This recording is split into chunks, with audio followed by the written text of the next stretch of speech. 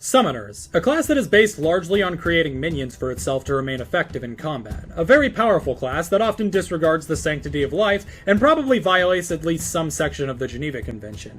In the Plants vs. Zombies cinematic universe, there is a small amount of both plants and zombies who fall under the disciplines of the Summoner. However, in Plants vs. Zombies 2, there are over 200 plants to choose from, and thus we might just have enough plants to answer the question, can you beat Plants vs. Zombies 2 with only Summoners?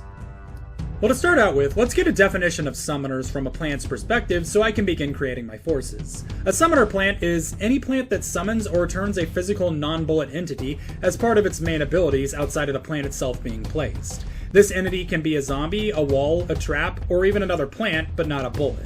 The summoner can be killed in the process of creating this entity in the case of consumables, but it has to physically create or turn an entity like in the case of Hypnoshroom. Furthermore, the term summoner will only apply to a plant's main abilities, meaning even though Infinite summons an entire barrier with its plant food effect, since it's not part of the main plant, Infinite isn't allowed. Furthermore, a plant can shoot bullets, make sun, or do anything else as long as it is still under the definition of a summoner, as in the case with Sporeshroom.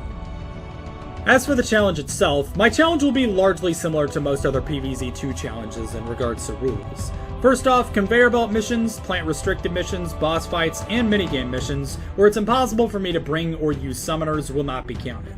Furthermore, anything that is already on the map in regards to plant rescue missions are allowed for me to benefit from them as long as I'm still only planting summoners. And with that, I also made 4 tiers for failure for this challenge. If it's tier 1, if I don't need to use anything outside of a regular level, then it's completely doable. Tier 2, if I have to upgrade a plant, then it's mostly doable. Tier 3, if I have to buy plant food or boost a plant, then it's somewhat doable. And if I have to use power-ups or actively use other plants in order to complete the mission, outside of the agreed ones that don't count, I completely fail the challenge. And with that and the general rules down for this, we get started with the tutorial, first 5 missions, and we instantly fail the challenge. Well, not really, since the tutorial missions and the first 6 missions of PvZ2 are completely locked by the starter plants. Thus, challenges don't usually count these, and I won't either, with our actual starting day being day 7, where we gain access to the shop, and after a few real-world days of idling the borderline war crime level of greed in the PvZ2 shop, we gain access to the first member of our team, Hypnoshroom. And starting on day 7, Hypnoshroom is not a very good plant, however, it's not useless either, as it basically deals with one zombie instantly, and depending on how strong that zombie is, there is a chance that it will deal with multiple other zombies too, meaning our general strategy starting out is just going to be planting Hypnoshroom as far back as possible and as soon as we have the sun for it, in hopes that its hypnotized zombie will stay on the screen for as long as possible, and potentially protect that lane from other zombies. Furthermore, Hypnoshroom's plant food ability turns its next victim into a gargantuar. For my side, this will be very effective for dealing with entire zombie lanes, and thus we make it through the first day relatively unscathed. And on day 8, we already face our first big challenge, and that is the Torch Zombie, who upon contact with any non-ice type plant will instantly destroy it. This includes Hypnoshroom too, and it even melts hypnotized zombies rather fast, which means at the present moment we are defenseless against it if more than one Torch Zombie comes in the lane. Fortunately, we got lucky and the lawnmowers dealt with them, which was exactly what day 9 wasn't, as it calls for 3 whole Torch Zombies in the middle lane, which constitutes an automatic loss for us. Now, a hypnotized Gargantuar could deal with them for us, but since there is only one zombie that arrives in that lane after I get a plant food, and both times I tried to turn him he got taken by the lawnmower, we were officially soft-locked with Hypnoshroom alone, and thus we needed another summoner. And now we get to the biggest block on the challenge so far, EA's extremely predatory monetization model. There are several summoner plants that can help me out of this bind. Unfortunately, some of the more powerful ones are locked behind paywalls, and for others, you can only get them with coins, gems, and by watching ads, which I actually think the ad watching and coin purchasing is okay. However, you need a lot of seeds to unlock them, and you can only coin and ad purchase them at certain intervals, which can sometimes take multiple real-world days to become available again. And since ad watches literally only give you a single fucking seed per ad watch, I was still well over halfway on my purchase idling. And since I refused to give money to a BlueStacks account, I ended up just reloading a world until I could rent a summoner. And fortunately, I was provided with a Zoid Bean pod. Soybean Pod is in a similar boat to Hypnoshroom, however, instead of infecting zombies with sissy hypnosis, Soybean makes its own zombies to attack. They are still just as vulnerable to the torch as Hypno zombies, but now it will allow me to plant food that lane during the final wave, giving me a Soy Gargantuar, which is more than strong enough to deal with both the torch zombies, and we had successfully made it to day 10. Day 10 was just back to Hypnoshroom again, but day 10 also didn't have torch zombies, so as long as I played my cards right and applied the stored plant food at the right moments, it was pretty simple. Day 11 was a pre-picked slant section, so it's getting skipped. Day 12 was rather similar to Day 10, though this was also the introduction of the Pharaoh zombie, but since Hypnoshroom literally thrives on stronger individual zombies, I passed it rather easily. Day 13 was mold colonies in the front 2 rows, but since I don't have any shooters or sun producers yet, it largely didn't affect me, and I once again first tried it. Day 14 is just basically a harder Day 12, and once again I just beat it the first time with Hypnoshroom. And day 15 was a total stomp, as not only was it a protect endangered plants, so I had actual competent sun production, but I also got lucky with a turkey pole rental, which is one of the better of the summoner plants, as their attack spawns a turkey that charges forward in rapid fights with zombies. Day 16 was the first day in a while that I didn't first try it, and once again it was due to the torch zombie. However, this time we didn't need another plant's help, as there were other zombies in the lane, so after my first loss, we were just ready for him the second time around with a Gargantuar. Day 17 had the riveting challenge of never have more than 14 plants. Fat chance. Once again, we have torch zombies, but they were spread pretty evenly through the wave, so we really only needed a Gargantuar guard one lane.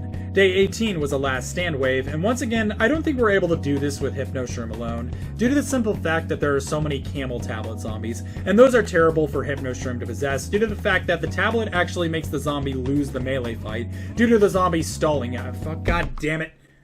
Makes the zombie lose the melee fight due to the zombie stalling after the tablet breaks. Fortunately, I was able to roll Soybean Pod again, and Soybean turns this entire day completely trivial. I'm not even the first either, as the person who beat PvZ2 with only beans actually had this exact same setup as Soybean, which was in their allowed plants too, is very practical when it comes to controlling lanes. And furthermore, after this wave, I was able to purchase more seeds for Soybean, and it was enough for me to fully unlock it, meaning Soybean was now a permanent member of the team. Some of your sweat went in my mouth. Day 19, once again we have torch zombies, but not only were they not clumped into one lane, but I also have Zoigantuars now, so it was another easy win. Day 20 was another defend the plants round, but I actually lost this the first time just due to that my zombies weren't able to murder the torch zombie fast enough.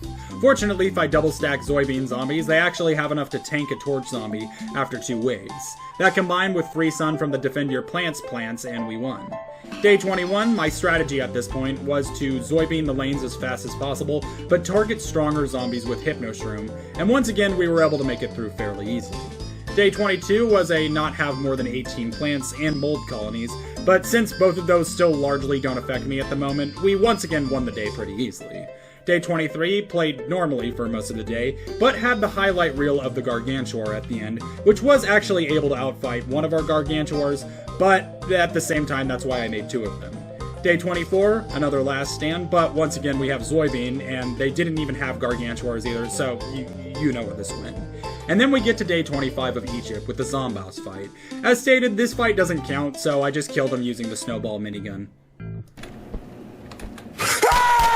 At that, we successfully defeated ancient Egypt and we were on to the Pirate Seas. Sea of Thieves PvE's main gimmick is that some portion of the other side of the map is planked, leaving the rest to open sea where only certain zombies can cross it, allowing them to close the distance rather fast. And these zombies most of the time are close to or stronger than that of a conehead. Thus, my strategy was just Zoybean Zerg rushing the plank lanes and Hypnoshrooming the open sea lanes. The zombies are starting to ramp up a little in difficulty too compared to ancient Egypt, but I'm still largely able to easily deal with them by just occasionally losing some lawnmowers.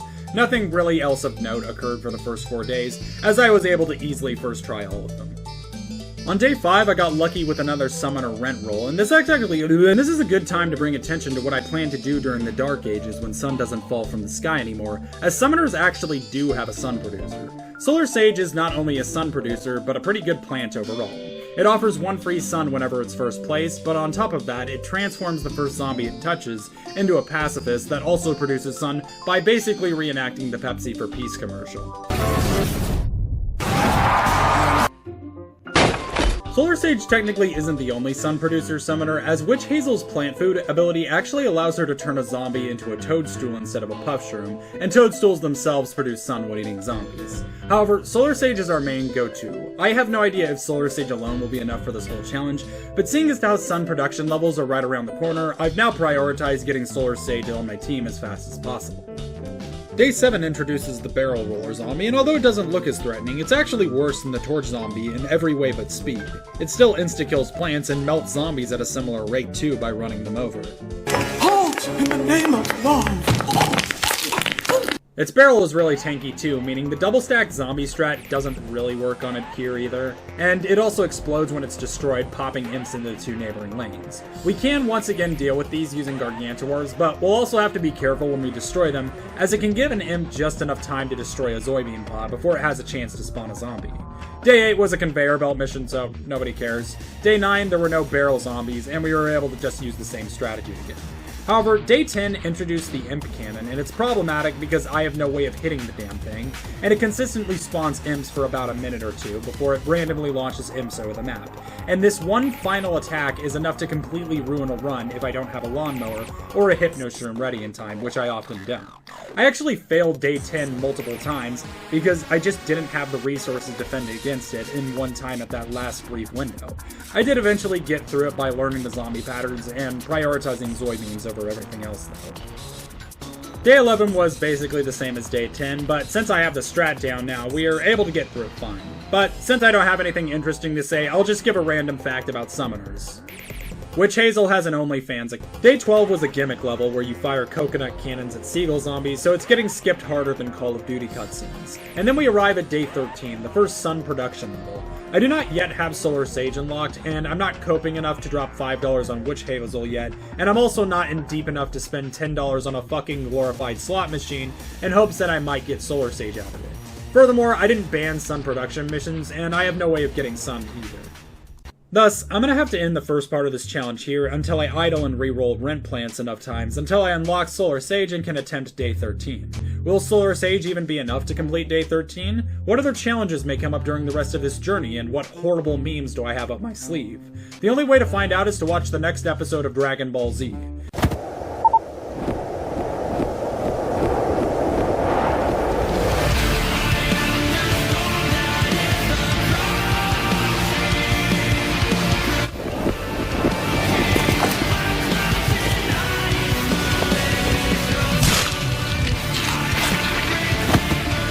Welcome back to the second installment of the Plants vs. Zombies Summoner Only Challenge. When we last left off, we had made it through all of ancient Egypt with largely only the Hypno Shroom Soybean Pod duo, and we had just reached the halfway point on Pirate Seas when we came across the unavoidable obstacle of a sun requirement mission of Day 13. We will need a sun producer plant in order to get past this mission, and fortunately Solar Sage is a sun producer that falls under the summoner definition. The only problem is, I don't have it unlocked yet, and I wasn't about to play EA's glorified slot machines in order to get it. Fortunately though, PvZ2 does have a way of letting you forcibly refresh seed packets to buy, and that is by renting the plant you want during a mission, and it will let you buy seeds for that plant at the end of it. You don't have to spend gems or coins to reroll either, as you can just restart the day, causing your rent plants to refresh, so I got to reroll. Let's go gambling! Aw, dang it! Aw, dang it! Aw, dang it! Aw, dang it! Aw, dang it! That clock keeps ticking like a metronome and my thoughts keep... Though after several agonizing hours of grinding and also progressing several other plants that I could use, I finally had Solar Sage unlocked, and I could see if Solar Sage was even enough to get the sun requirement. And as it turns out, Solar Sage is a more than capable lone sun producer, letting the first 1 or 2 zombies make it all the way to the back lane before Solar Saging them, so they pop far more sun out. And that it spawns 1 sun whenever Solar Sage is first place was more than enough to make up the capital for the requirement. And now we were not only past the roadblock, but we now had an effective sun producer as well. Day 14 was another plan your defenses day, so we just did the soybean strategy again. I failed this the first time due to the barrel zombies. Fortunately, I didn't actually need to change my setup at all, and instead just plant food the soybeans before they showed up, and we got it the second time with the help of some lawnmowers. Day 15 was a don't let the zombies trample the flowers, but the game also gave me a free 3-peater. Ironically, it actually prevented me from Solar Sage farming the first zombie, but overall it was still pretty easy. Day 16 was to defend your plants for spring beans, but the mission was turned almost completely trivial by the fact that I was able to roll turkey pult again to deal with the barrel zombies by sniping them mid-roll.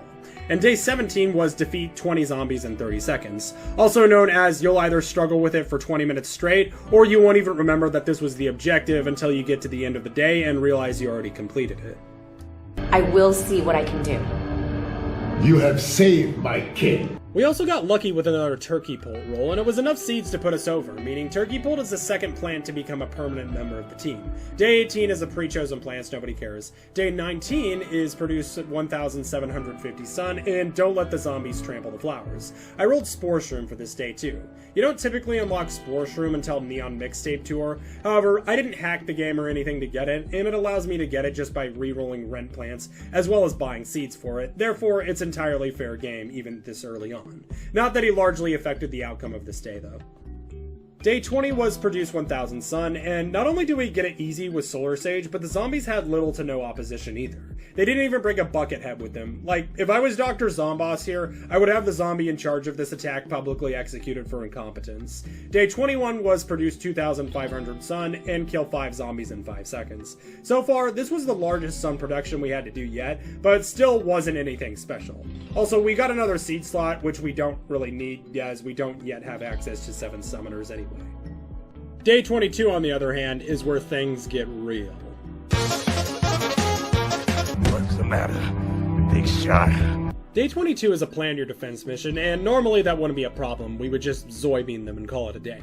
However, our opponents are basically nothing but imp cannons this day, meaning it's an endless horde of imps. And alone that isn't an issue, as we have an endless horde of Soyjack zombies to instantly vaporize them. However, the issue once again comes from the fact that if an imp cannon isn't destroyed after a certain amount of time, it blasts several zombies randomly across the map, oftentimes deep into my defenses. This allows the imp to destroy some of my plants before they have a chance to respond.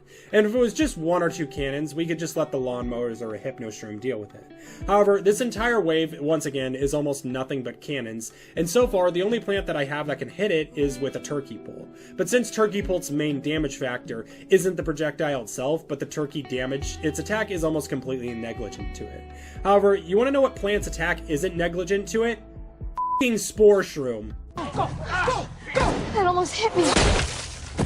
Though ironically, Spore Shroom still wasn't enough to beat Day 22, as even though it not only can destroy the cannons, but also replicates itself, because there are simply too many cannons to deal with. It's kind of ironic that Zoidbeam and Spore Shroom didn't work well together here, as one of them excels at slaughtering imps and the other one excels at destroying cannons. Thus, we need another plan: Tiger Grass. Now, Tiger Grass is a very aggressive defensive plant that spawns a grass tiger when zombies are near it that get more powerful over time. The tiger can be eaten by zombies, and it often is, but will respawn as long as the tiger grass isn't destroyed. I think it will help out here, as on top of being defensive, it also has the capacity to absolutely shred entire swaths of zombies, as long as the grass tiger stays alive. Therefore, it's exactly what we need here to complement Spore Shroom. The only problem is, I'm out of gems, and I'm barely halfway through the seed requirement, so you know what happens next.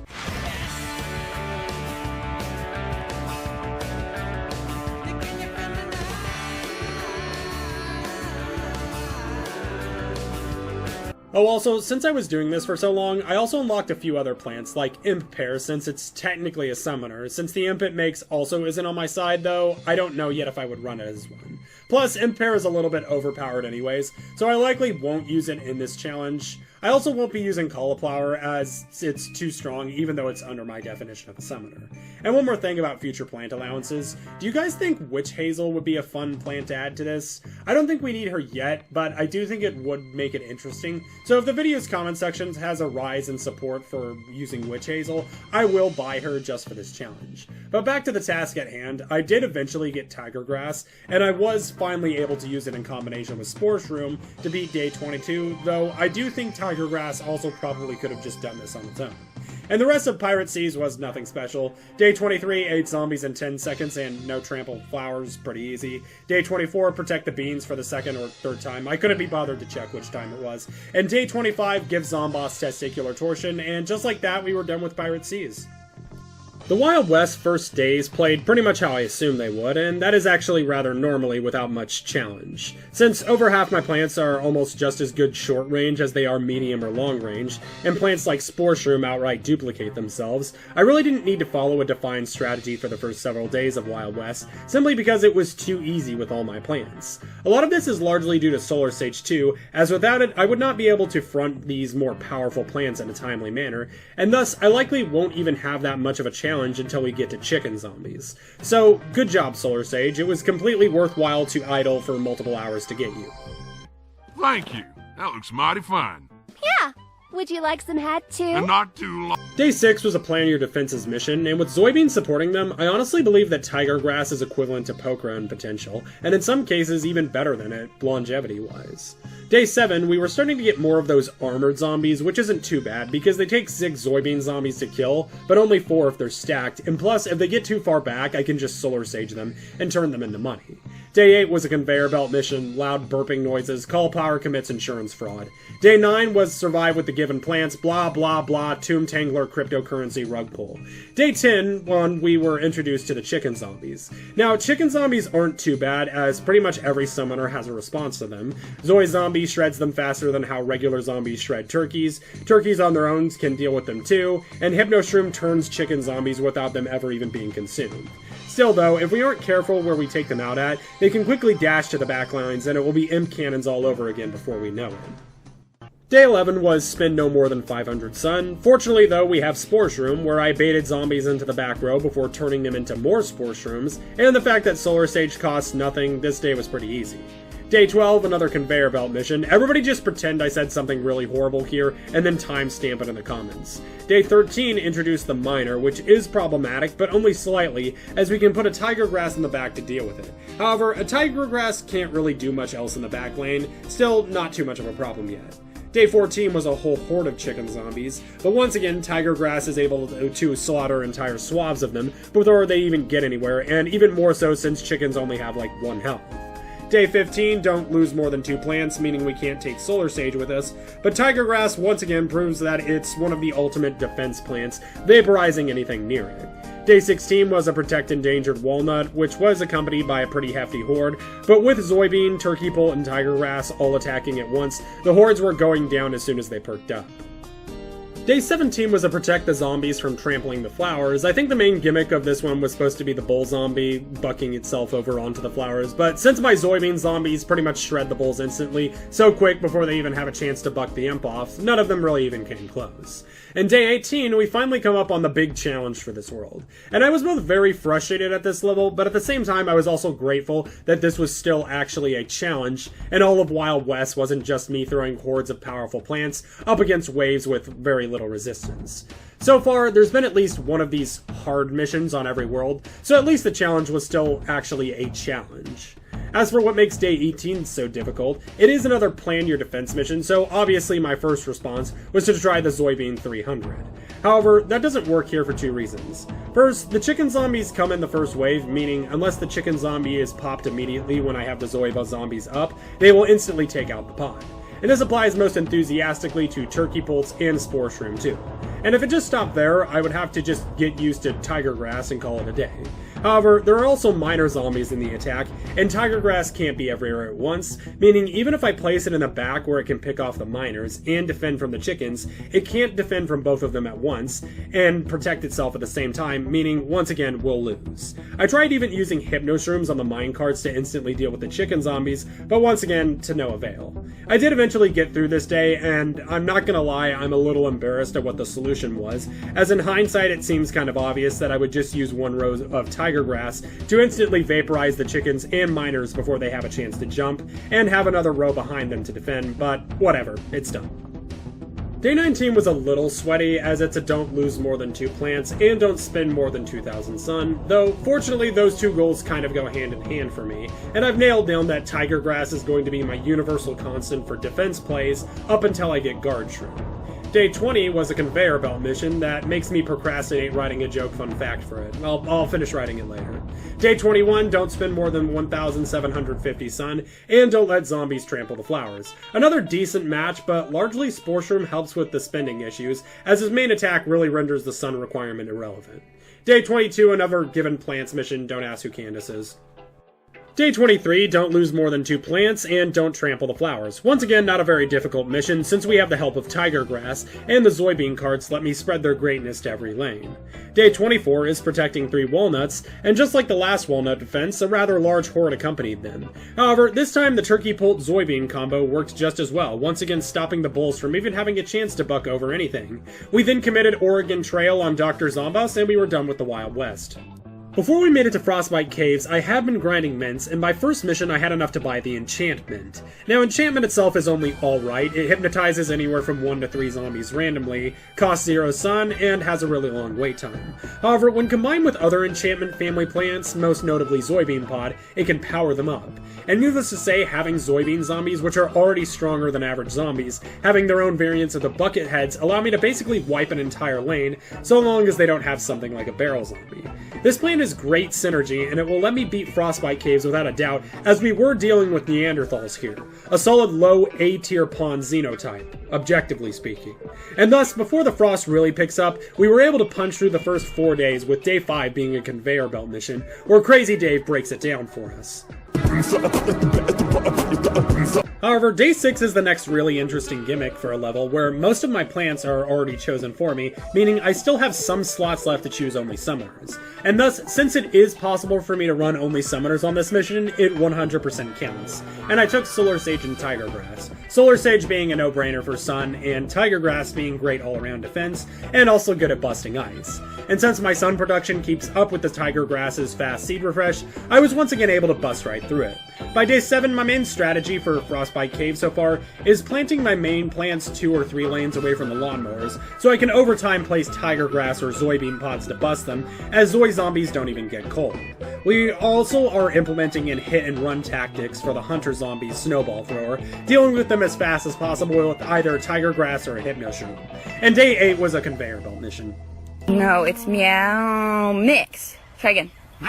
Day 9, we had our strategy down solid. With the Enchantment Soybean Pod combo, we could just plant food spam refresh it, meaning we can have an endless horde of Soybean melon heads as long as we kept them unfrozen and had plant food. As a matter of fact, this combo once again even seemed a little overpowered for me, and I considered banning Enchantment, or at least banning auto-refreshing it, because I was already punching through these stages pretty well. But with day 10 being another conveyor belt mission, I decided to call this episode here. I'm here to take over.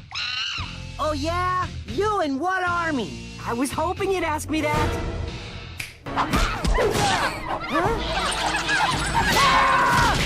Hello everybody, and welcome back to part 3 of the Plants vs. Zombies Summoner Only Challenge, where I take my army of Zoy zombies, carnivorous turkeys, synthetic tigers, mind-controlled zombies, and parasitic mushrooms on an infectious invasion of various locations in history. Last time we were able to finish off Pirate Seas with the help of Solar Sage, punch through Wild West after overcoming that one mission with the chickens and the miner jumpers, and we were shaping out to be getting through the Frostbite Caves rather well.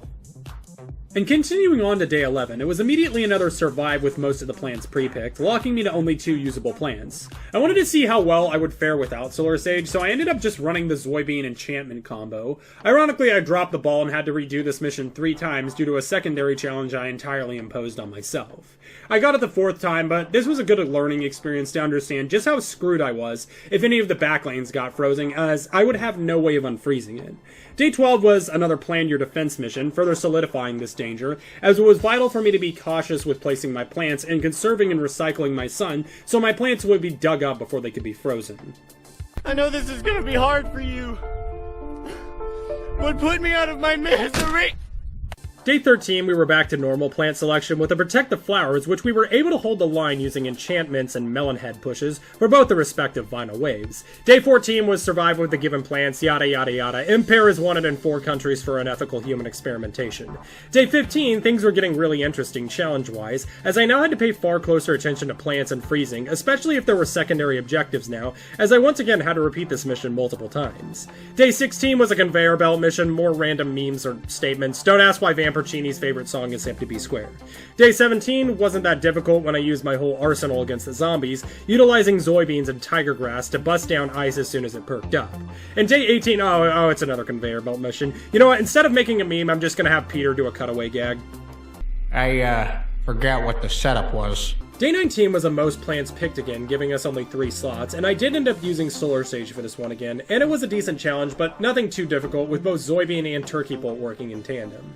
Day 20, another battle of attrition, but I'm winning simply because my forces are stronger, allowed by Solar Sage, and even being more buffed by enchantment. Day 21, conveyor belt mission. I don't know, just pretend I teased Plants vs. Zombies theory or something here. Day 22 was all about the weasel zombies, and they carry an equivalent threat to chicken zombies, though slightly more or less compared to what you're bringing with you. They have a little bit more health than a chicken, but are slower and less of them spawn. Day 23 was protect the endangered plants, and since sunflowers were already on the field, I made the decision to not use Solar Sage here, and instead decided that this would be a bonus objective for the rest of the challenge to not use Solar Sage if other sun production was available. Day 24 produced 2,500 okay, well that didn't last long. Back to using Solar Sage, we were able to get the capital we needed and punch right through the mission, specifically targeting hunters and weasel zombies with the Solar Sages. Day 25, another conveyor belt mission, Rutabaga as a Jankum dealer outside of office hours. Day 26, I restarted it instantly because I saw frozen sun shrooms, then immediately put on the clown makeup because I realized I have no way of unfreezing the plants in the back row. Day 27, more protect the endangered plants. It was once again a somewhat close fight even with the Solar Sage, but any one of my main 3 summoners, Zoybian, Turkey Pole, or Tiger Grass, combined with one of the others is just really good. Day 28 was a plan your defense, and this one was very close, with me using most of my lawnmowers and only saving myself with a well-timed enchantment at the very end. Day 29 was yet another survive with the Gibbon plants, so instead just suffer through 10 seconds of the most brain rot inducing ad that EA has forced me to watch while playing this game.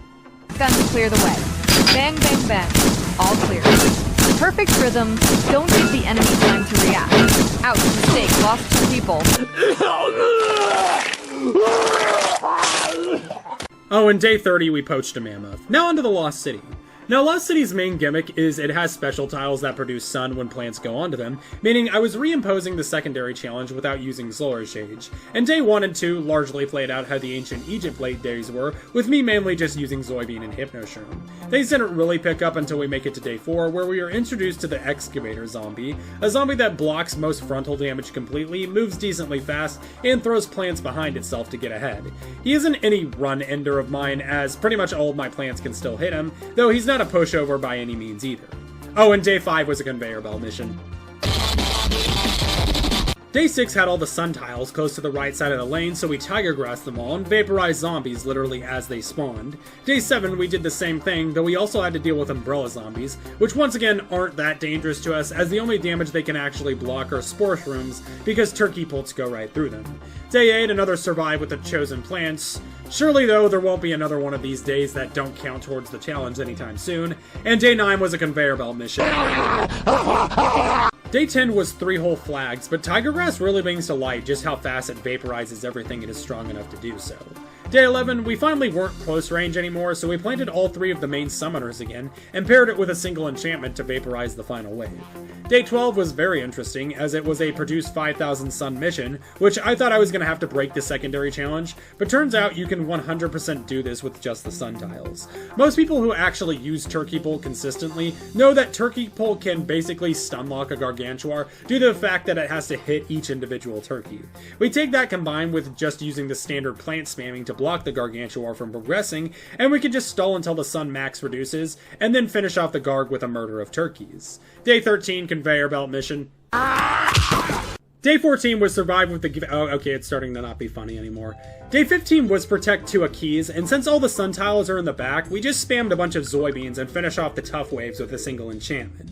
Day 16, I can't believe it's another conveyor belt. More like I can't believe they removed the ultimate battle music from this game. Day 17 introduced importers, who set zombie spawners on sun tiles, but since I was stealing all the sun tiles for myself anyways, the day was over in like 1 minute. Day 18 was another conveyor belt mission. Day 19 was another simple battle of attrition, spawners on both sides fighting for sun tiles, decent day all around, nicely done. And day 20 introduced me to the mysterious letter of power. Whoa, look at that. The map played much like day 19, as it was a simple battle of attrition where I fought for control of the sun tiles with the zombies, once again able to overwhelm their forces with the enchantment. Day 21 and Day 22 were both cringe pre-picked plant days bottom text, and Day 23 was actually a bit rougher of a fight simply due to all these relic hunter zombies, as they have more health than a conehead, meaning they could swing in and screw up my entire soybean march setup if I only have one there. Day 24 had us defending the flowers from trample again, though with the steep cost. I ran mainly turkey bolts and tiger grass because of it, which went pretty much how I've been saying it's been going, which is well. And Day 25 was even simpler, just allowing me to turkey bolt rush as fast as possible. Day 26 was kind of painful cache-wise with only one sun tile, however the game also forces the golden leaf to be your sun producer for this mission, so you're kind of intended to be poor here. In other words, it was no actual problem. Day 27, I made the goofball decision to front Spore Shroom as the main fighter for this day. Even though this is the only unit of mine one of the zombies have a direct defense for, this is not a slasher moment, do not comment slasher moment or you're getting crushed in the trash compactor. Day 28, pre-picked plants. Day 29 was interesting as it was the same format of the Imp Porter introduction but with the laser zombies and gargantuars, so not only were they attempting to take the sun tiles, but they were also blasting my side off of them. Once again, a really fun fight of attrition, like I'm fighting with an actual opponent. Day 30 was the first mold colony I've seen in a while. It was a bit annoying to deal with, and we even had to let a lawnmower go because of it, but ultimately, once again, tiger grass proves to be the universe of defense.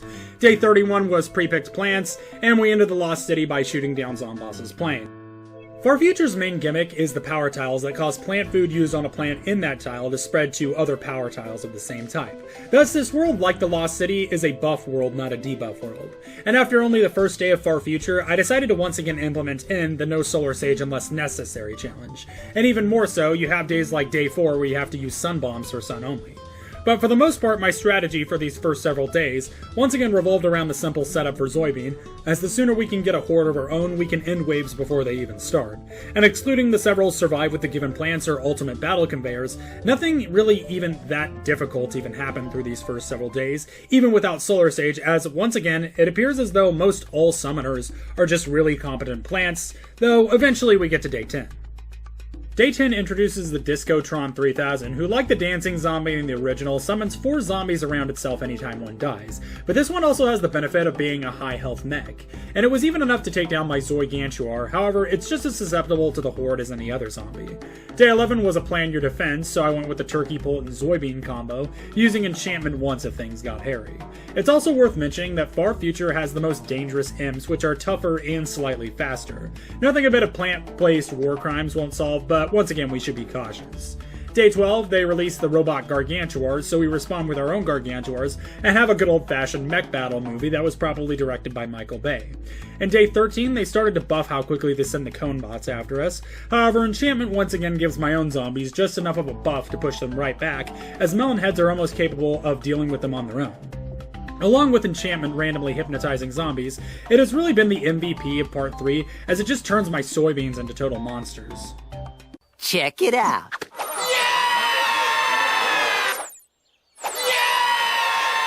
Day 13 also introduces football robots, which can one-shot unarmored Zoybean zombies, but that doesn't quite apply to melon heads. Still though, we have to be careful not to stack them. Day 14 was spend no more than 1,500 sun, and this one was actually pretty close, even with the help of some enchantment, as we lost 3 of our lawnmowers. We did still manage it first try though, as we got lucky with an enchantment turn. Day 15 was protect 3 Citrons, and it was even the first time we lost a mission in the far future, as we were able to punch through pretty much every other day, even without Solar Sage so far. I did come to the compromise on the next try to puppy guard it with Tiger Grass again, though, so we were back to rolling. Day 16, Conveyor Belt Mission, Bonk Choi's favorite Xenotype and Rimworld are high mates. Day 17, pre-picked plants, Magnifying Grasses attempting to buy out the entire medical industry so they can jack up the prices on basic pharmaceuticals. And then we get to Day 18, which unfortunately did break my Solar Sage challenge again, but with 6,000 sun requirement and no way around it, we get to use Sage. Though I also have to focus on using her quite a bit, as 6,000 sun is a pretty big ask. And Day 19, we were doing the sun bombs once again, even though we had pretty much survived with little to no sun power this whole world. And once again, we thrived through it. Just for this world though, I wanted to handicap myself even more, but I couldn't even think of anything. It's like I asked for an iron lung and in turn they gave me the whole submarine.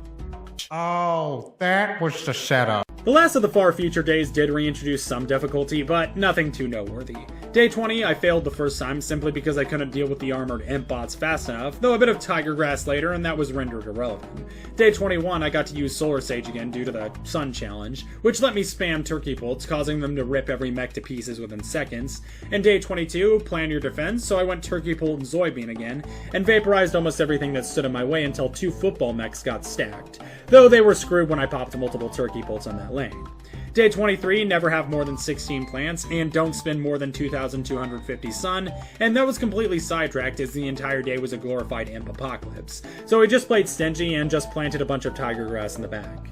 Day 24 was sun bombs, we spammed turkey bolts and forced zombies on this day to relive the end times, and since all we had to do left was survive Zomboss's vehicular manslaughter fight, we were done with the far future, so I decided to call it for this episode here, as we made a lot of progress through the challenge in this part. 足を上げて階段を登れ。なぜ自分で戦わない？お前がビーどもに何を伝えようとしているのかってことだ。お前が下だ。お前が地獄の下にいれば、その矢を何に使おうと、もう何も問題はない。逃がす。何？ Hello everybody, and welcome to part 4 of the greasiest Plants vs. Zombies 2 challenge of all time, where the zombies are slow and the memes are hot.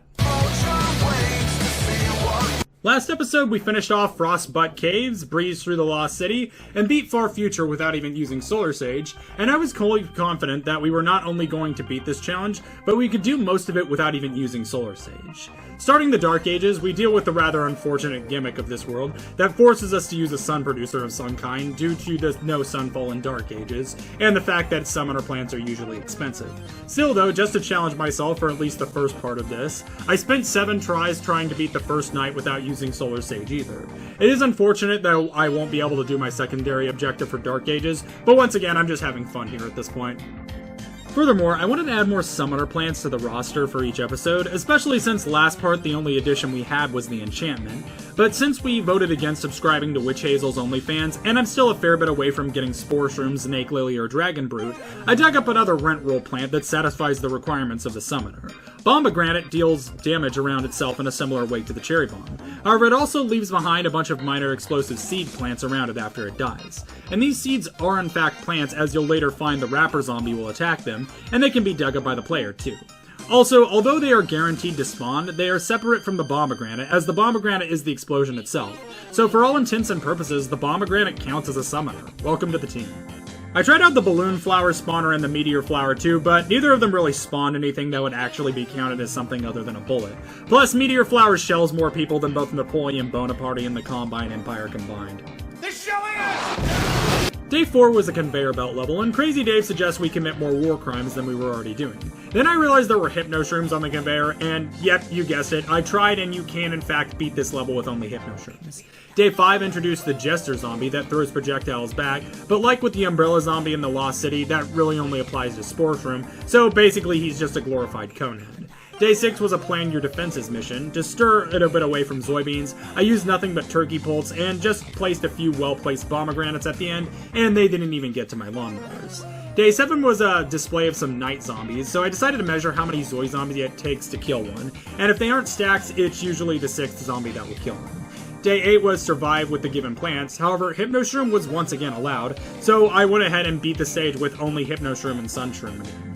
Day 9 was the first potion upgrades mission, but then I remember I had some comments in one of my previous videos telling me that cauliflower wasn't that overpowered, so I decided to prove a point just by beating this whole day with only a single cauliflower and just supporting it with a Solar Sage.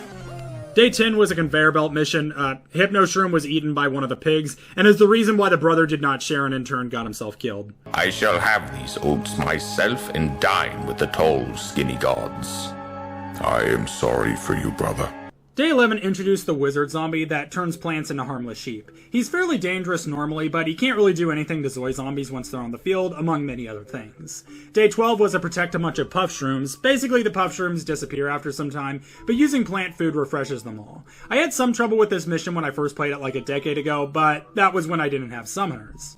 Day 13, Conveyor Belt, note to self, insert a loud comedic burp sound. Day 14, produce at least 5,000 sun by only grave busting and sunbeating. I actually did fail this day the first time around, not because of any summoner related issue, rather I just wasn't paying attention to it as closely as I should. Nevertheless, we got it the second time. Day 15 saw me fighting a horde of knights, jesters, and mages, as they did manage to break some of my lawnmowers towards the end, but overall I still held the line and beat this day on my first try.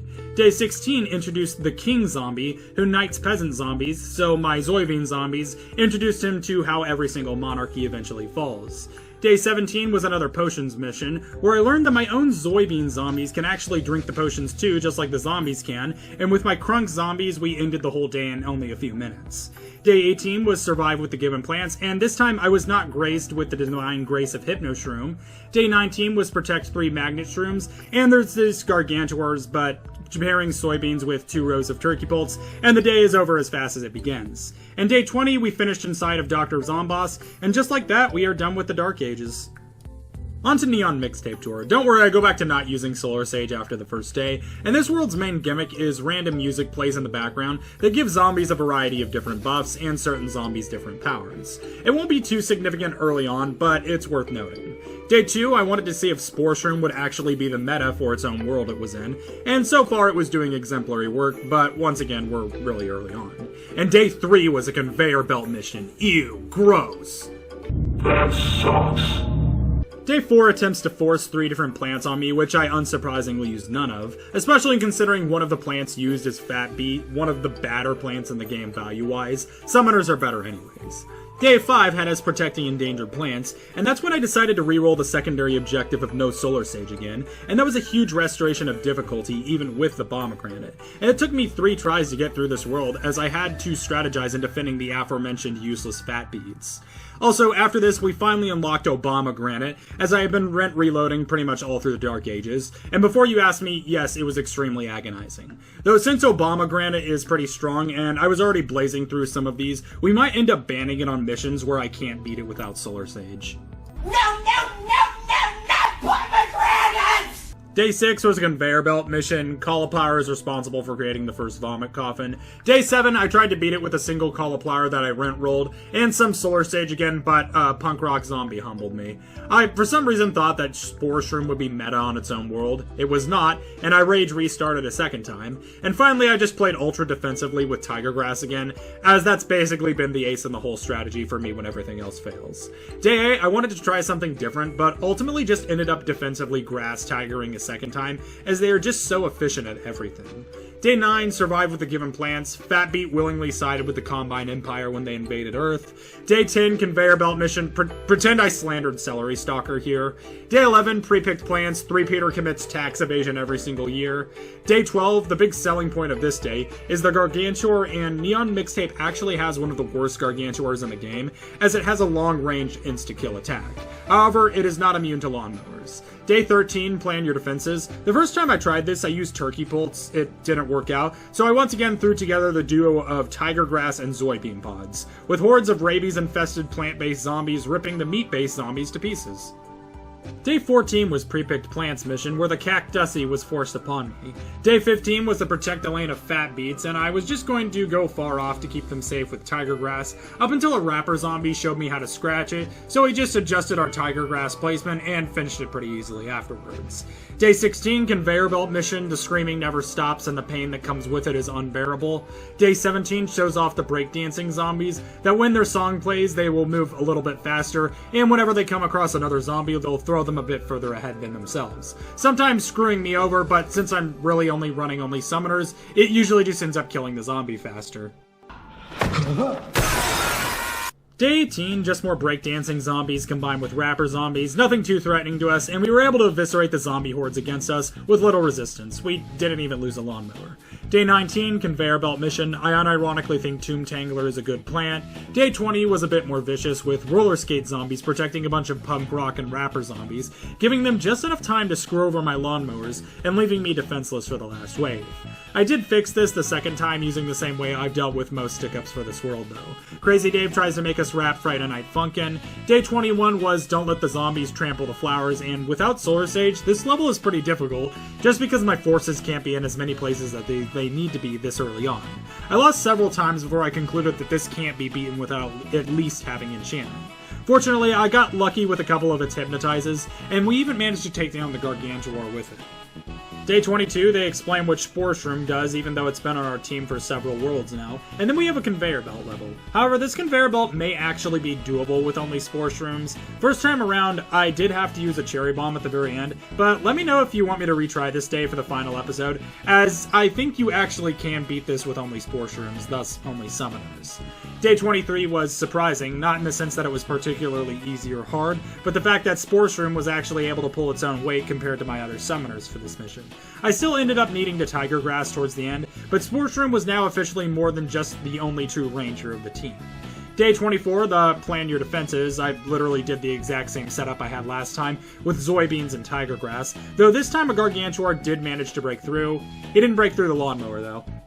Day 25 was a bunch of nerd zombies at the final wave, but they quickly got shut down by the Tiger Grass wall. Day 26, they edged me about giving me Intensive Carrot, yet refused to give it to me in this mission. And Day 26 was actually rather difficult itself, as it was protect the endangered plants with the zombies essentially bullying me over the fact that Spore Shroom is once again not the meta in its own world.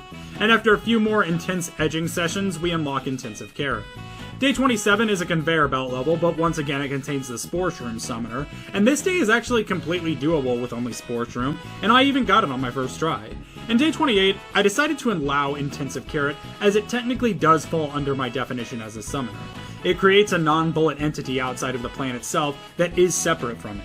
It is technically a cheaper repurchase of a plant, as the Intensive Carrot itself has no actual base form. However, since the Intensive Carrot requires the previous plant to already be placed at some point in order to work, that makes this more of an act of necromancy, and thus it counts as a summoner either way that I spin. Now that being said, the Intensive Carrot is not a good plant by any means, and is actually one of the lower ranked plants in the game, and I likely won't even find myself using it anyways. But I was looking for new summoners, so I am adding Intensive Carrot to the team, half out of pity. You're actually taking me?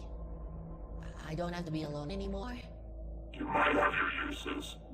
The only other notable mention of Neon Mixtape was Day 31, which, despite it being a survive with the given plants, has both the Intensive Carrot and the Spore Shroom, so of course I tried to beat it with just them, though I then added Sun Shroom to the mix, but even with Sun Shroom, I don't think this one is possible using only Summoners. Just because there are several Gargantuars on this mission, and Spore Shroom just doesn't have the firepower to take down a Gargantuar on its own, unless you manage to get it hit with a plant food effect on it twice, which is completely random. But it's whatever, considering the challenge states that these days don't count anyways. Then comes the Dr. Zomboss tries to Friday Night Funkin' on me, so I just started throwing snowballs at him. I am perfectly exposed. Would you two please stop throwing? On to Jurassic Marsh, we have the first day of Grace just acclimating to the new world before it throws this world's gimmick at us. And what this world's gimmick is pretty unique compared to the other worlds, as it introduces dinosaurs onto the map. Now, the dinosaurs themselves are actually not unit entities, as they don't have health bars, can't be attacked or removed, thus they are more akin to being part of the map itself, like a tile, rather than any actual unit. As for what the dinosaurs do, there are 5 dinosaur types, and each has their own effect, which largely just change how the zombies are moved around on the field. The first one we have to deal with is the Raptor, who will drop kick zombies further across the lane when it comes across one, not unlike breakdancing zombies. Early on this won't be too dangerous, but the Raptor and other dinosaurs will actually make the zombies of this world a hard counter against my Tiger Grass, as it will allow the zombies to assassinate the spawner while the Grass Tiger is occupied. Also, a bit more plot development. In regards to no Solar Sage part of this challenge, Intensive Carrot actually did turn out to be useful after all. Reason being, it can respawn Hypno Shrooms for a cheaper cost. This means I can block lanes where I don't have the seed time, just by placing an Intensive Carrot respawn right next to it. Stegosaurus was introduced next, to also knock zombies forwards much like the Raptor, but this one can also knock the zombie into any other lane on top of it. Day 7 was a conveyor belt mission. Spore Shroom is the imposter. Day 8, they tried to force Perfume Shroom on me, and although I think I could pass a technicality on using this, I didn't allow Olive Pit, Tile Turnip, or Golden Leaf either, so I'm gonna stick with my narrative consistency and say that no Perfume Shroom is not a summoner, plus it's not that useful of a plant anyway. Day 9 was Survival with the given plants I literally have nothing. I got nothing to say anymore. Just make up words then! Bloobity blue blue blee blee blah. Shree shra. Day 10 was nothing special. I have a strategy for this map early game that involves using Spore Shroom, planting it late on purpose so it turns the zombie when it's really far back in that lane, so that way I have 2 Spore Shrooms in the lane. Not game changing, but not a bad way of using Spore Shroom either, as it's proving to be more useful in worlds that aren't its own. From day 11 onwards, we were now getting introduced to the pterodactyls, who function basically like minor jumper prospector zombies, randomly picking up zombies and dropping them into the back lane turned around so they go kill all your other plants. We can deal with them the same way we dealt with prospectors by using tiger grass, but once again we have to watch for this now. Day 13, I once again decided to display the cauliflower's power level by beating this day with only it and supporting it with Solar Sage. I know there are several plants that can solo entire days, but I think cauliflower in regards to this challenge is kind of an outlier, as combined with its plant food effect and just a little bit of support, it makes it borderline broken.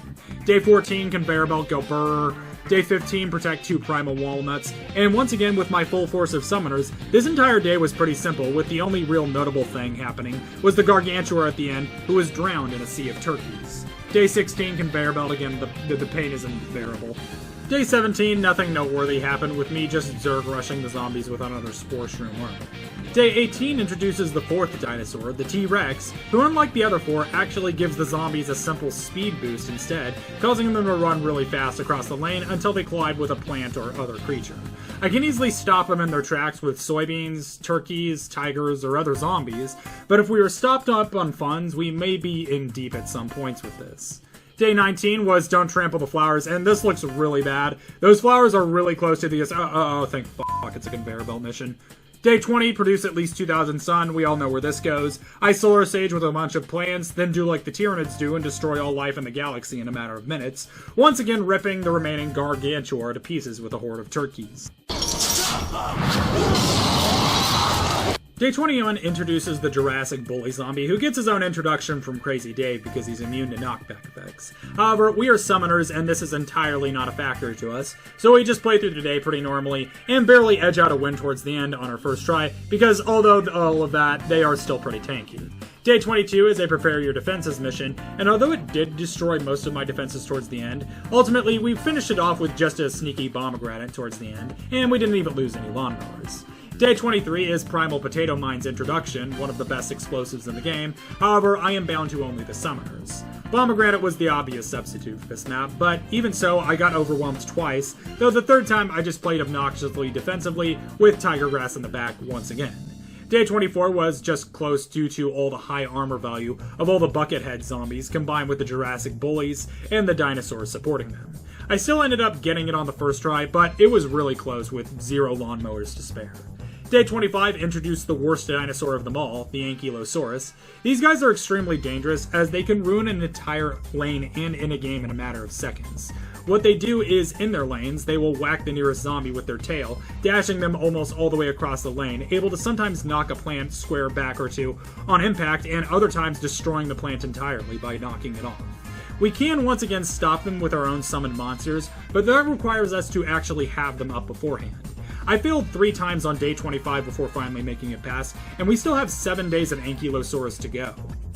Day 26, day 26, day f***ing 26. So starting off, it's 2 rows of mold colonies in the back, which alone isn't that big of a deal, but combine that with Ankylosaurus and that we are still doing no Solar Sage, and we have a huge issue as there are zombies who will be on the other side of the map in seconds and almost no way to defend from them all, and for the fact that they break plants sometimes when they get launched over. And then of course there is also the issue with this.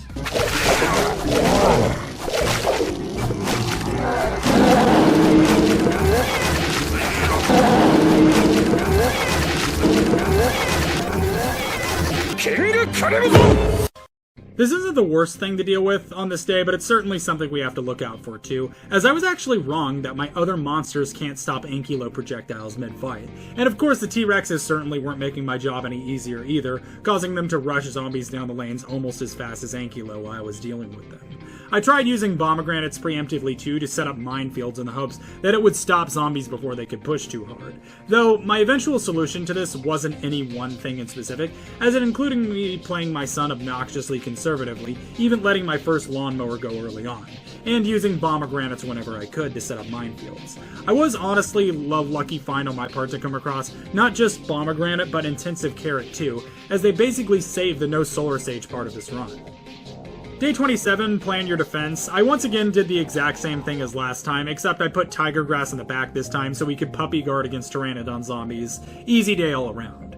Day 28 was slightly more difficult, with me having to hypnoshroom and intensive carrot a fair bit more than I usually do, to make sure that the bullies don't overwhelm me, but pteranodons ironically kept screwing over the zombies by turning the stronger ones around on them. Day 29, pre-picked plants, primal sunflowers responsible for the bite of 87. Day 30, the zombies pull a fast one on this 4-wave world by pushing a gargantuar in the first wave. Now, all we need is a turkey pull to deal with him, but they did manage to catch me off guard the first time. However, I was ready for him the second time around, and we got through the day on the second try by just using tiger grass to puppy guard our turkey pulls. And with day 31 being pre-picked plants, and the only thing left on this world to do being to put a pipe bomb in Dr. Zomboss's mailbox, we were officially done with Jurassic Marsh, leaving us only 2 worlds left to conquer. Hey, Uncle Brian, let's go check out that noise. I don't know, Scrappy Brian. Might be better just to stay put. I'm not afraid. Let me get him. Let me get him. Hello everybody, and welcome back to Plants vs. Zombies 2 with Only Summoners. When we last left, we beat our way through the Dark Ages, massacred the Neon Mixtape Tour, and fired a bottle rocket into the crowd in Jurassic Marsh, leaving us only with 2 worlds left to crush. And starting out on Big Wave Beach, the gimmick here is significantly more different than most other worlds, as it restructures sometimes the entire map to be required to play around aquatic plants. Furthermore, this is really the dedicated aquatic plant world, so it kinda makes sense. And how this revolves back to us isn't too good, as we only have 1 plant currently that can be planted on water tiles, currently being Solar Sage. However, as I stated in the last episode, Guard Shroom, who is a summoner, can be planted on both the water and land. Thus, I sought to spend several trillion years collecting the seeds in order to purchase him. And with our main defense strategy ready, we were already punching our way through big waves, and it was going great. Essentially how Guard Shroom functions is it will periodically summon smaller Guard Shrooms around itself. These small shrooms have a fairly high toughness, can eat like zombies like a chomper, and when plant food is used on a plant on the same tile, it will cause the plant food to cast twice. However, the downside is Guard Shrooms themselves have no attack, not amazing defense, cost 200 sun, and have no self-preservation instincts, meaning they'll kind of just throw their spawns wherever. I did it! We're saved! What's wrong? Wrong foot. Mother. Day 3 was Conveyor Belt Mission, shilling Chopper, who costs real money because PopCap thinks I'm dumb enough to buy an eater plant when plants like Guard Shroom exist. Day 4 went rather smoothly, with me using Guard Shroom for most of it, and only using Hypnoshroom and Pomegranate to block for me, building a little formation of Guard Shrooms so they respawn the Shroomlings as soon as they are eaten. Day 5 was a Conveyor Belt Mission. Ew, gross! Day 6 was a mostly given plants mission, which on the surface, and especially this late game, seems like a problem, but since I'm really only using Guard Shroom here, this ended up not being an issue at all, and this is even with me continuing the whole no Solar Sage part of this challenge. Day 7, I was finally able to use a plant other than Guard Shroom, as there were some leftover lily pads on the map, and I wanted to see if Turkey Pults or any other summoner synergized with Guard Shroom. It also showed me that Guard Shroom spawns can't exist on a tile with a lily pad or other secondary plant on it. Day 8 was Walnut Bowling without the walnuts. Day 9 was Don't Plant on Mold Colonies, but Guard Shroom's defensive line in the front made that completely irrelevant. Day 10, another Conveyor Belt, Curse the Conveyor Belt Lakes. Also, on a real note, does anybody even like Bowling Bulb plant? Like, I honestly feel like it's just a crappy plant overall, especially for 200 sun. Day 11 was mostly picked plants, so I once again took my Guard Shroom Turkey Pult duo and stomped right through the day. Day 12 was Plan Your Defense, and I basically did the same thing in Day 11 except pre-picked, and it took me several days in Big Beach going through them effortlessly before I realized that Guard Shroom was not only the perfect counter for Big Wave Beach, but was actually the exact plant we needed in our team, as it was capable of locking down 3 whole lanes from the start and insta-eating zombies. Day 13 produced at least 2,000 sun, we all know where this is going. I have to use Solar Sage for this, and we won the world without struggling at all. Day 14 was pre-picked plants. Solar Sage runs a restaurant that serves human flesh at double the price of standard human flesh. What a fucking ripoff. Day 15 was protect the endangered plants, which was a series of potato mines, but once again the zombies could not get past my Guard Shroom line.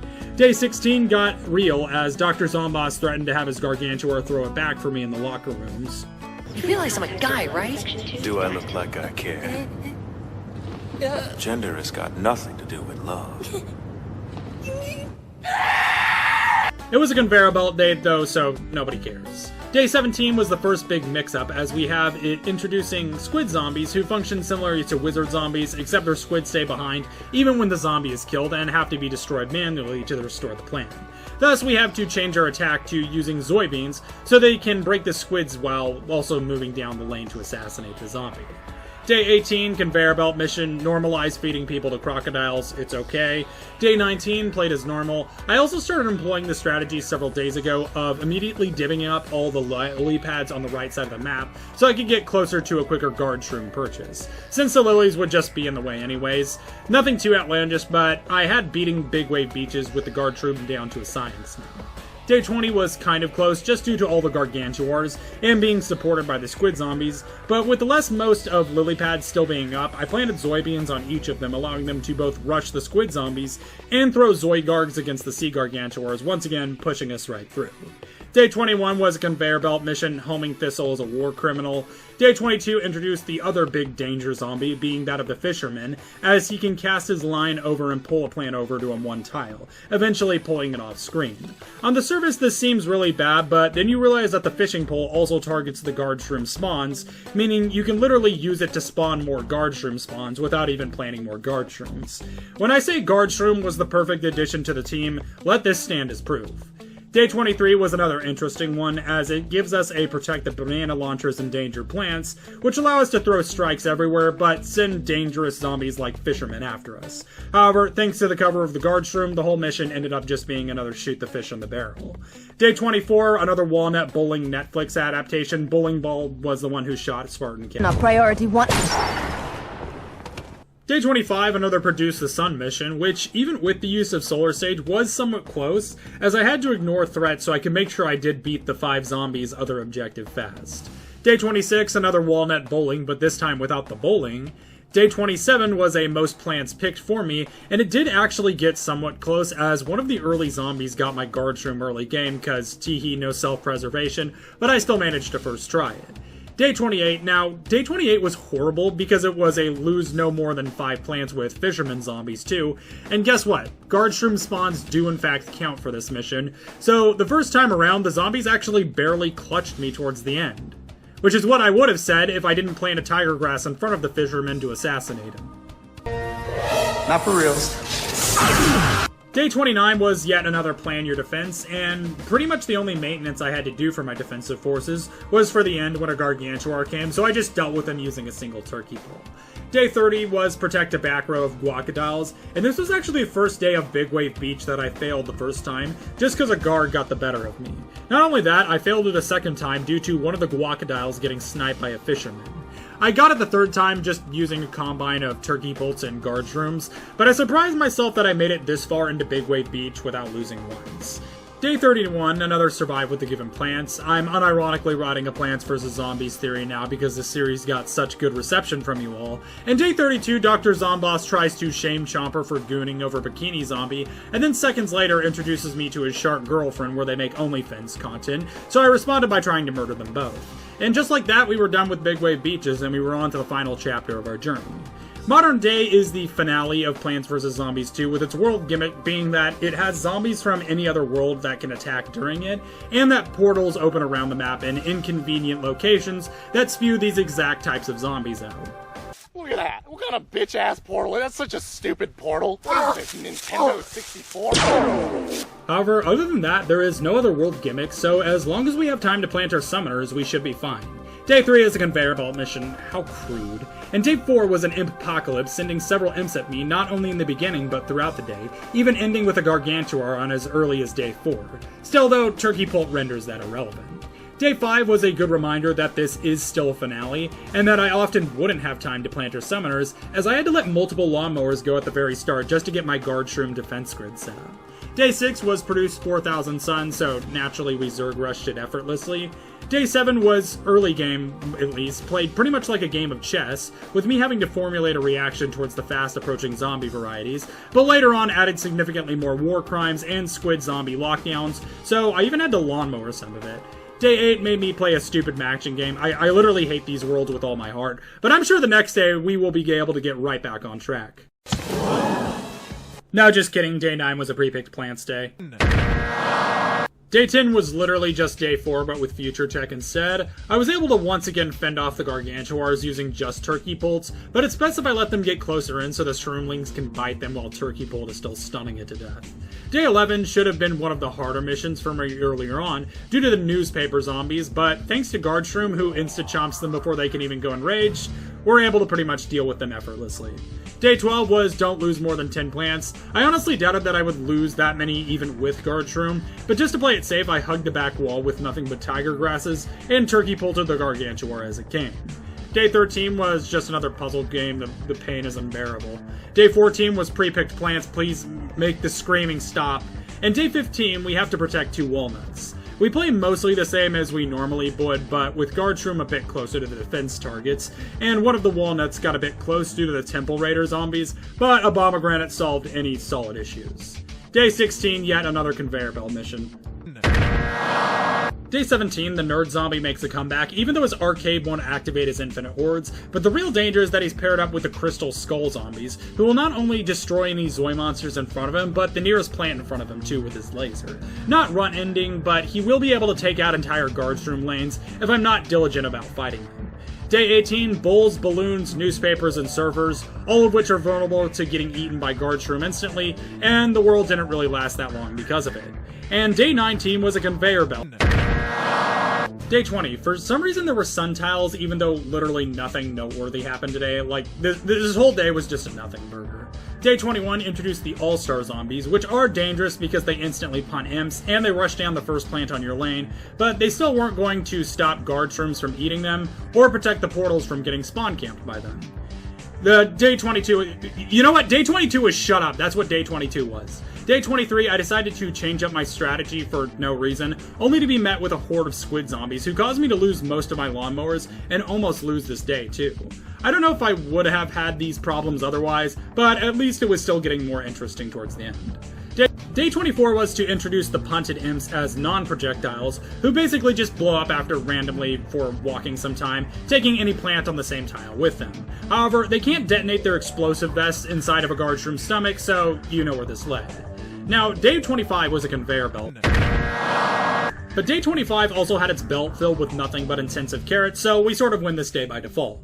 Day 26, the first day I failed in modern day due to me restarting out of anger, because I wanted to try this day without going straight to Guard Shroom. I could have possibly beaten this the first time without it though, but for some reason I just wasn't having it. Day 27, yet another bejeweled game. Day 28 produced 3,000 Sun. Now, we do know where this inevitably leads, but I also failed this the first time just due to not paying attention to how high the Sun requirement is, and that I've been basically conditioned for the majority of this challenge to do without Solar Sage, even though I put forth all the time unlocking it. Still, I was able to make up the Sun requirement pretty well the second time around, and I had no other issues.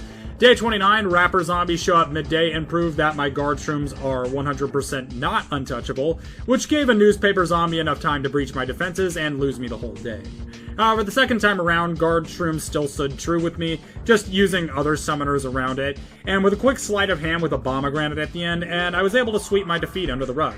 And with only 2 days left, and having mostly not struggled through the entirety of the last 2 worlds, I was confident we would finish this up with no issues, to the point to where I was once again feeling like it was almost too easy.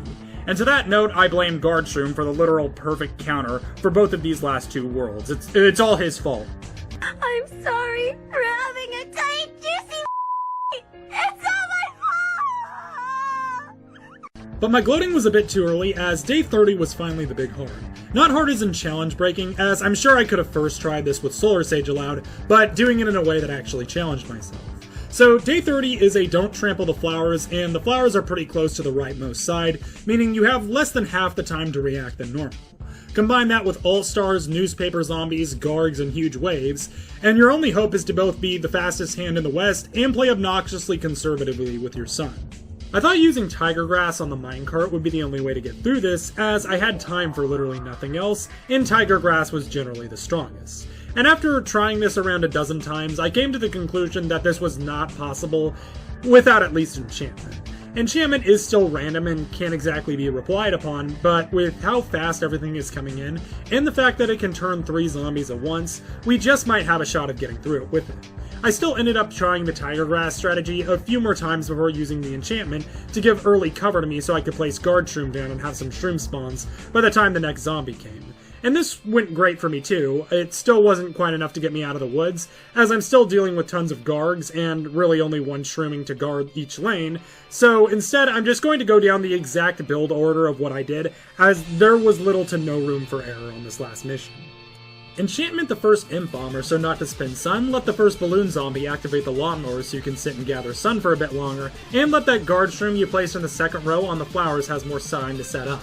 Do the same with the fourth row, these will deal with both the football zombies, and Hypno Shroom or Pomegranate a zombie on the top or bottom row if they get past the defenses, Plant Shroom the guard shroom on the opposite lane of the Hypno zombie during the huge wave, wait until the guard comes, then Pomegranate so it hits both him and saves your 2 guard shrooms from the balloons, then Turkey Pult both him and the other guard, then just solve the last 2 guards with Shroomlings until their imps activate the lawnmowers for getting both of them, and then it's done. And with the 31st day being a complete pushover, with its one caveat being that it forced the plant escape route onto me, who actually is a summoner by my definition, as it spawns an explosive plant over it. This isn't that helpful since I already have Pomegranate, but the important thing is I get to put it in the thumbnail now without it being clickbait. But with the only thing left to do for this world was finish inside of Dr. Zomboss, with none of the 3 stages allowing you to use my own plants, we were finished with the challenge. So, to answer the question, can you beat Plants vs. Zombies 2 with only summoners? Yes. Yes, you can. Accepting pre-picked plant days and conveyor belt days, and even including some of them, you can 100% beat any day in the entirety of adventure mode with only summoner plants. This entire class of plants is very powerful, with its own sun producer, armor shredders, shooters, defensives, and ways to deal with gargantuars. I honestly recommend even playing this challenge yourself, as summoners is just a pretty fun way to play Plants vs. Zombies overall. But with that being said, that's going to do it for both this video and this challenge. If you enjoyed, please leave me a comment down below, now more importantly than ever because of the new engaged viewer policy, letting me know both what you thought of the video as well as what you would like to see next, Plants vs. Zombies and otherwise. And if you're new here and you did enjoy, consider subscribing with notifications, as I upload new long-form content every week and new shorts most every single day, encapsulating variety content including guides, challenges, memes, audience participation, playthroughs, and even theories. But with all that being said, thank you again so much for watching, and I will see you all next time.